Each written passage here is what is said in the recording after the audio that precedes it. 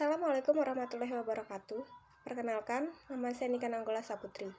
Di sini, saya akan menjelaskan sedikit tentang studi kasus teknologi pertanian atau teknologi pangan yang menggunakan metode riset operasi.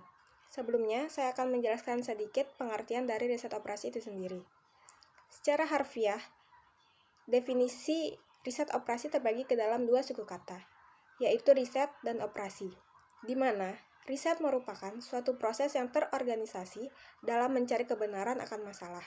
Sedangkan operasi itu sendiri dapat didefinisikan sebagai tindakan-tindakan yang diterapkan pada beberapa masalah atau hipotesa.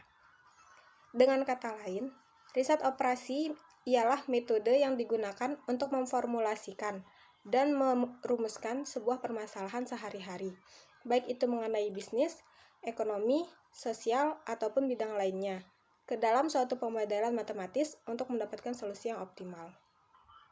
Selanjutnya kita masuk ke contoh studi kasus. Di Kota Jember terdapat 9 unit usaha industri kecil menengah. Di antaranya terdapat industri berbagai macam kerupuk dan sejenisnya dengan kapasitas produksi tahun 2012 sebanyak 1.838.650 kg dengan nilai produksi yaitu sebesar Rp6.618.538 dan memiliki nilai investasi sebesar Rp2.564.394. Masalahnya adalah bagaimana menemukan kombinasi jumlah produk produksi dan keuntungan yang maksimal. Pada studi kasus yang saya bacakan tadi, saya menggunakan metode linear programming. Pemecahan persoalan yang ada di perusahaan kerupuk di Home Industry Agus Jaya Makmur ini diselesaikan dengan metode simplex, di mana metode simplex merupakan cara untuk menentukan kombinasi optimal dari dua variabel atau lebih.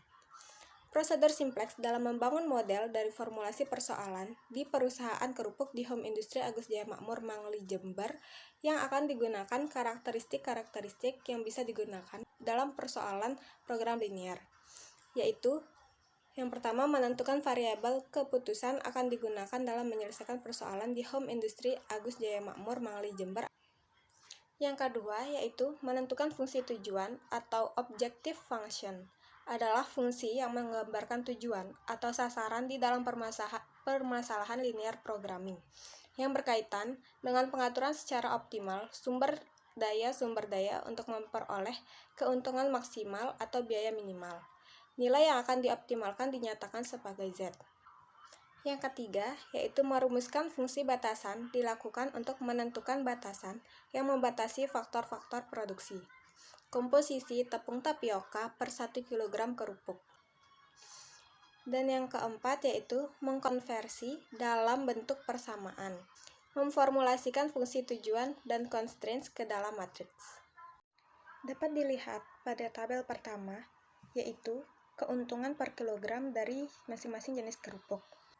Masing-masing permintaan pasar untuk ketiga jenis kerupuk berbeda-beda jumlah permintaannya, di mana permintaan pasar untuk kerupuk unyil yaitu sebesar 73 kg, permintaan pasar untuk kerupuk barabir yaitu 71 kg, dan permintaan pasar untuk kerupuk udang dan ikan yaitu 74 kg. Pada tabel 3, terdapat produksi kerupuk per hari, permintaan kerupuk per hari, di mana terdapat selisihnya yaitu untuk kerupuk unyil 13,13 kg, untuk kerupuk barabir 14,26 kg, dan untuk kerupuk udang atau ikan sebesar 15,82 kg. Pada tabel 4 terdapat jam kerja produksi dari kerupuk unyil, kerupuk barabir, dan kerupuk udang. Berikutnya yaitu pada tabel 4, di mana jenis kerupuk memiliki penambahan tepung tapioka yang berbeda-beda. Dengan penetapan linear programming akan terjadi peningkatan profit dari sebelum dan setelah dilakukan optimasi yang dilakukan pada bulan Februari 2014. Dari studi kasus di atas dapat ditarik kesimpulan berdasarkan analisis yang dilakukan pada Home Industry Agus Jaya Makmur di Desa Karangmiluwo, Mangli, Kabupaten Jember untuk menemukan kombinasi jumlah produksi dan keuntungan yang maksimal, maka dapat dimunculkan beberapa kesimpulan sebagai berikut, yaitu menurut perhitungan simplex, formula keuntungan optimal adalah Z sama dengan 3.000 13,6 X1 ditambah 3.304,3 X2 ditambah 5.835,5 X3. Jenis kerupuk udang atau ikan harus diproduksi sebanyak 161,89 kg dengan memproduksi jenis kerupuk unyil 73 kg dan jenis kerupuk barabir 71 kg.